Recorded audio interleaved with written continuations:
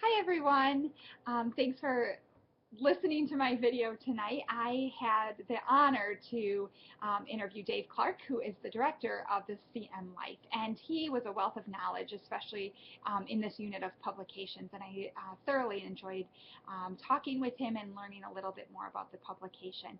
He said the main thing to recognize whenever dealing with a student-run publication is two things. And he said led me directly to the disclaimer that's found in every single newspaper. And the disclaimer says mainly two things. I know you can't read the disclaimer, but in summary, mainly says Central Michigan Life, this newspaper, is an independent voice of Central Michigan University. And number two, that the articles and the opinions do not reflect the positions or the opinions of the university. And he said that that's really obvious in the role.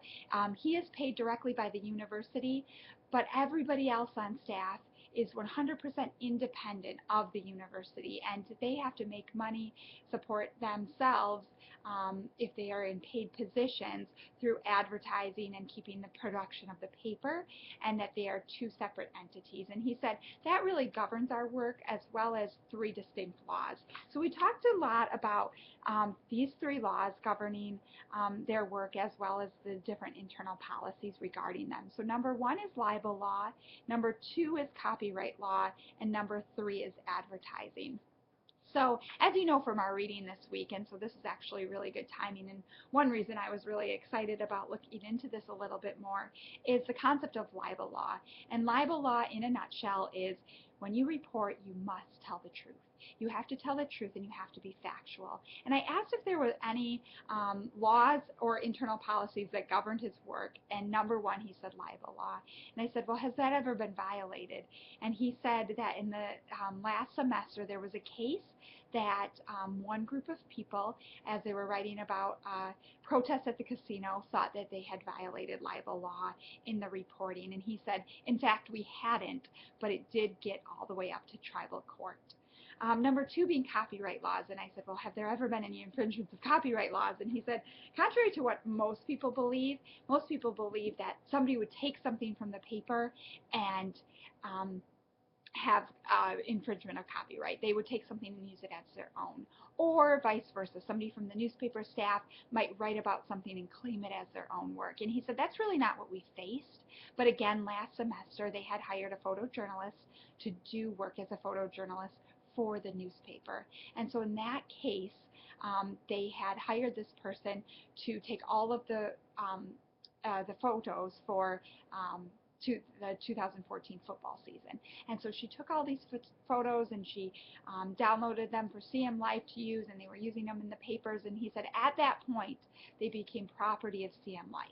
However, in her case, she believed that they were still property of her, and so she started selling those photos outside of CM Life. And that was an infringement of copyright because they no longer belonged to her. They belonged to the staff or the newspaper because she had worked on the staff and they had hired her to take those pictures. And then lastly, which is an interesting point, is advertising. And my question was, who drafts agreements and who signs agreements on behalf of the university? And he says, we do. We do everything. He said, when money comes in for advertising, unfortunately, it goes, or he said it doesn't really affect us, but unfortunately it goes through the university first, and then the university will pay back. And so they're always 30 days behind their budget when the university reimburses after a month. However, they do everything with advertising, and he said it hasn't been a problem. There's been a little bit of censorship because the university right now is on a push for enrollment, and so they've hired some outside sources to also advertise, to brand their name and to get out there. And he said there's no fault in the university doing that, but it has dramatically decreased their advertising sales because these outside companies will come in and get the advertisers that usually would advertise in CM Life. They're now advertising with the outside sales reps. And so he said it's been a little bit of a conflict in that it's been a challenge for them, but it hasn't violated any rules or regulations. They've just had to surpass that, some of those challenges.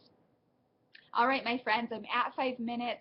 I usually can't even say my name in 5 minutes, so to cover all of this information has been really hard to kind of cruise through. But if you have any other questions, please feel free to post in the discussion board, and I will be happy to talk further, and I'm looking forward to your videos as well.